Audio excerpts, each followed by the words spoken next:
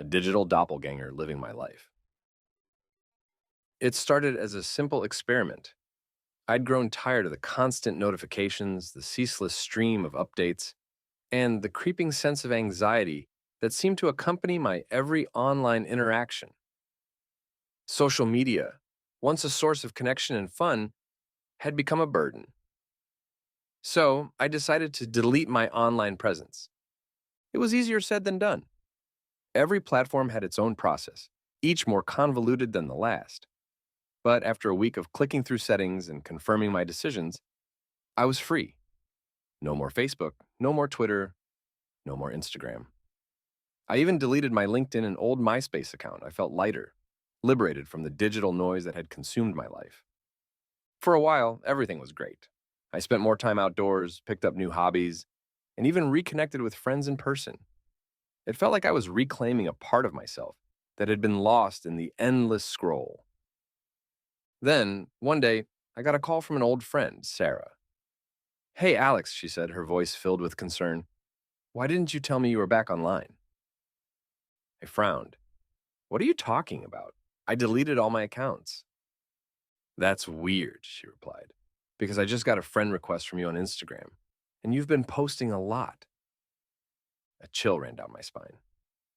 "Sarah, I haven't created any new accounts. Are you sure it's me?" "Positive? The profile picture is the same one you used before. The posts are all about things you like. It's definitely you, Alex." I thanked her and hung up, my mind racing. Someone was impersonating me online. But why? And how did they know so much about me? I borrowed Sarah's phone and checked the profile. There it was, my face, my name, even posts that mirrored my interests and recent activities. It was unsettling, like looking into a funhouse mirror version of my life. I decided to investigate. I created a new account with a fake name and sent a friend request to my doppelganger. They accepted almost immediately. I scrolled through the posts, trying to find any clue about who might be behind this. The posts were eerie in their accuracy. They talked about places I'd visited, books I'd read, even conversations I'd had with friends.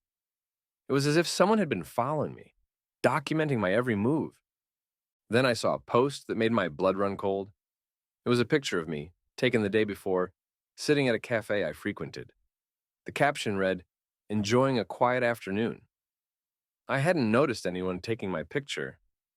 How long had this been going on? I showed the profile to Mark, my tech-savvy friend. He took one look and said, "We need to find out who's behind this. They could be dangerous." We spent the next few days digging into the profile, trying to trace its origins. Mark hacked into the account, something I didn't want to know the details about, and found that it was linked to an obscure email address. The IP logs led us to a location on the outskirts of the city. "This is it," Mark said, pointing to the map. "We should go check it out." I wasn't thrilled about the idea of confronting a potential stalker, but I couldn't let this continue. We drove to the address, a rundown warehouse that looked abandoned. We snuck in through a side door and found ourselves in a dimly lit room filled with computers. It looked like something out of a spy movie. As we moved deeper into the warehouse, we heard voices. We followed the sound and found a small office where a man in his 30s was talking on the phone. Mark gestured for me to stay back as he crept closer, trying to overhear the conversation. The man was speaking in hushed tones, but I caught bits and pieces. "Profile is doing well. Yes, he hasn't figured it out yet. We'll proceed as planned." My heart pounded in my chest. This was the person behind the impersonation. But what was his end game? Mark motioned for me to follow him out of the warehouse. Once we were safely back in the car, he said, "I think he's using your profile for some kind of scam. We need to get the police involved." We drove to the nearest police station and explained the situation. At first, the officers seemed skeptical, but when we showed them the evidence, they took us seriously. They promised to investigate and advised me to be cautious. Days turned into weeks, and the investigation dragged on. Meanwhile, the fake profile continued to post updates about my life. It was unnerving knowing someone was watching me so closely. I felt like a prisoner in my own life, constantly looking over my shoulder. One evening, as I was walking home from work, my phone buzzed with a notification. It was from the fake profile. They had tagged me in a post.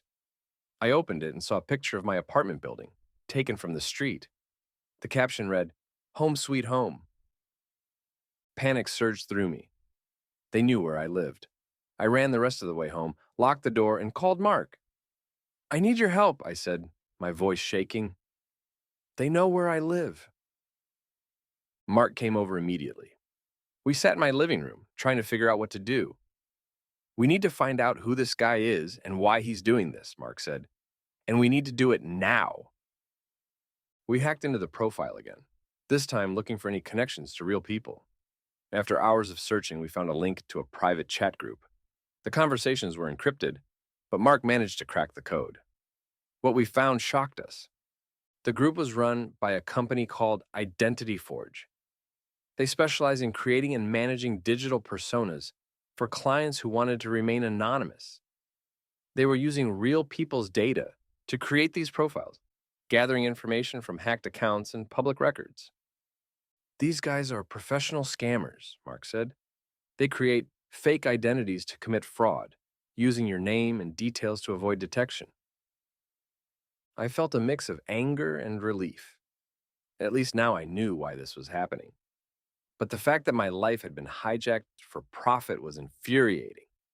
We took our findings to the police, who promised to take down the operation. It took several weeks, but eventually, Identity Forge was raided and shut down. The man behind my profile was arrested, along with several others. They had been running the scam for years, using dozens of identities to commit various crimes. With the operation dismantled, my fake profile was finally deleted. I could breathe easier knowing that the people behind my digital doppelganger were behind bars, but the experience left a lasting impression on me. Deleting my online presence had been an experiment, but it ended up teaching me a valuable lesson. Our digital footprints are more than just data points. They're pieces of our lives, and we need to guard them carefully because you never know who's watching, waiting to step into your shoes. When machines learn too much. I remember the first time I noticed it. It was a Monday morning, and I was sipping my usual cup of coffee, scrolling through social media to catch up on the weekend's events. An ad popped up, as they often do, but this one was different.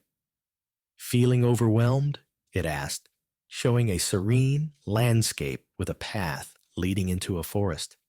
"Find peace with our guided meditations." At first, I thought nothing of it. I'd been stressed with work, sure, but who wasn't? I scrolled past it, thinking it was just another generic ad. It was only when the ads kept appearing, each more specific than the last, that I started to get uneasy. "Struggling with self-doubt?" asked the next one, showing a woman staring at her reflection in a mirror, her face a picture of uncertainty. "Boost your confidence with our online courses." I sat back in my chair, frowning. How did they know? I'd never posted anything about my insecurities online. My social media presence was a carefully curated collection of smiling selfies, travel photos, and witty remarks. Nothing that would hint at the gnawing doubts I kept hidden inside. A chill ran down my spine, but I brushed it off. It was probably just a coincidence. The algorithms were getting better at guessing, that was all. Still, I couldn't shake the feeling that something wasn't right. The next day, the ads became even more unsettling. "Afraid of being alone?" it asked, showing a shadowy figure standing by a window, looking out into the night. "Connect with like-minded individuals on our platform." My heart skipped a beat. Loneliness was a fear I kept buried deep, one I never spoke about, not even to my closest friends. How could an ad possibly know that? My fingers hovered over the report button, but I hesitated. What would I even say? This ad knows too much about me? I decided to ignore it, but the ads didn't stop. They followed me everywhere. On my phone, my computer, even the smart TV in my living room. Each one seemed to peel back another layer of my psyche. revealing fears and insecurities I hadn't even fully acknowledged myself. One night, as I lay in bed, my phone buzzed with a notification. I picked it up and saw another ad. This one was different, though. It wasn't selling anything. It simply said, "We know what you're afraid of, and we can help." I sat up, my heart pounding. Was this some kind of sick joke? I clicked on the ad, and it took me to a website with a blank page and a single line of text. Enter your deepest fear. My breath caught in my throat. This was too much. I closed the browser and threw my phone onto the bed as if it had burned me. I couldn't sleep that night. Every creak of the house, every rustle of the wind outside felt like a threat. The next morning, I called my best friend, Mark. He worked in cybersecurity, and if anyone could help me, it was him. "Mark, I need to talk to you," I said, my voice trembling. "Something weird is happening." He listened patiently as I told him about the ads. When I finished, there was a long silence. "Are you sure you're not imagining things?" he asked finally. "I mean, targeted ads are pretty advanced these days, but this sounds—" "I know how it sounds," I interrupted, "but I'm not making this up. These ads are too specific. They know things I haven't told anyone." Mark sighed. "Okay, let's get to the bottom of this. First, let's check your devices for any spyware or malware. It could be someone is hacking into your personal data." I followed his instructions, running scans on my phone and computer. Nothing came up. Everything was clean. "What now?" I asked, frustration creeping into my voice. "Maybe it's a coincidence," Mark suggested, though he didn't sound convinced. "Algorithms can be scarily accurate. Or maybe you've been talking about these things near your devices, and they're picking up on keywords." That thought hadn't occurred to me, and it made my skin crawl. Were my devices listening to me all the time? I decided to be more careful about what I said out loud, but the ads didn't stop. They grew even more invasive, if that was possible. "Terrified of failure?" asked one, showing a man sitting at a desk, his head in his hands. "Achieve your dreams with our motivational seminars." "Haunted by past mistakes?" another inquired, displaying an old photograph of a woman tearing up. "Find closure with our support groups." It felt like I was being stalked by my own fears. Everywhere I turned, there they were, staring back at me from the screens. I stopped using my devices as much, but it was impossible to avoid them completely. I needed my phone for work, my computer for research, my TV for some semblance of relaxation. One evening, as I was watching a movie, the power went out. I sat in the dark, feeling more alone than ever.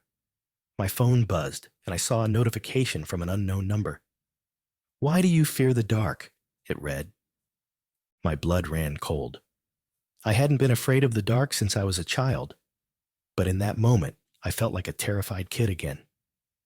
I turned on the flashlight on my phone and made my way to the kitchen, grabbing a knife from the drawer. It was ridiculous, I knew, but I felt safer with it in my hand. The power came back on a few minutes later, but the unease remained. I called Mark again. "This has gone too far," I said, my voice shaking. "It's like they're inside my head." Mark's tone was serious. "Okay, we need to take this to the next level. There has to be a way to track where these ads are coming from."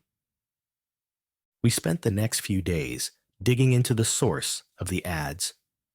Mark used every trick he knew, but it was like trying to catch smoke with your bare hands.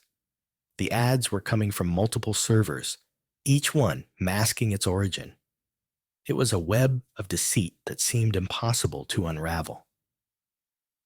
One night, as I was working late, my phone buzzed again. This time, it was a video message. With trembling fingers, I opened it. A shadowy figure appeared on the screen, their face obscured. "We know you, Alex," they said, their voice distorted. "We know what you're afraid of, and we can help you. Just give in." I dropped the phone, my heart pounding. This wasn't just targeted advertising. This was personal. Someone was watching me, studying me, preying on my deepest fears. I felt violated, exposed in a way I had never imagined. I didn't sleep that night. I couldn't. Every noise, every shadow felt like a threat. When the sun finally rose, I knew I couldn't go on like this. I called Mark and told him everything. He was silent for a long time. "Alex," he said finally, "I think you need to go to the authorities. This is beyond what I can handle. Someone is targeting you specifically. This isn't just about ads anymore." I agreed, and we went to the police. I showed them the ads, the messages, everything. They took my statement seriously, but I could see the doubt in their eyes. It was a bizarre case, unlike anything they had dealt with before. Days turned into weeks, and the investigation seemed to stall. The ads continued, each one a reminder of my vulnerability. I started to feel like I was losing my mind. Every interaction, every glance from a stranger felt loaded with hidden meaning. Then, one day, the ads stopped. Just like that. No more intrusive questions. No more eerie messages. It was as if a switch had been flipped. I should have felt relief, but instead, I felt a new kind of dread. What did it mean? Had they given up, or were they planning something worse? Mark stayed with me during those days, trying to keep my spirits up. "Maybe they realized the game was up," he suggested, though he didn't sound convinced. I tried to return to normal life, but the fear lingered. It was like a shadow I couldn't shake, always lurking at the edge of my consciousness. Then, one evening, I received a final message. It was an email with no subject line. I hesitated before opening it. "We know what you fear most," it read, "and we're still watching." I stared at the screen, my heart pounding. There was no escape from this invisible threat. They had peeled back the layers of my mind, exposed my deepest fears, and now they were taunting me with them. I closed the laptop and stood up, looking around my apartment. It felt like there were eyes everywhere, watching, waiting. I knew then that this was far from over. The personalized ads were just the beginning. Whoever they were, they had found a way to weaponize fear, and they weren't done with me yet. The battle wasn't just for my privacy, but for my sanity. And I had no idea how to fight back against an enemy that knew my every weakness. The real horror wasn't the ads themselves, but the realization that in this hyper-connected world, nothing about us was truly private. They had turned my deepest fears into their most powerful weapon, and I was left wondering how many others were out there, trapped in the same invisible web. As I sat in the dark, gripping the knife in my hand, I made a silent vow. I would find out who was behind this, no matter what it took. Because if I didn't, the fear would consume me entirely. And that was a fate I couldn't accept. Hey, I hope you enjoyed this video. Let me know in the comments what stories you'd like to hear in the next videos.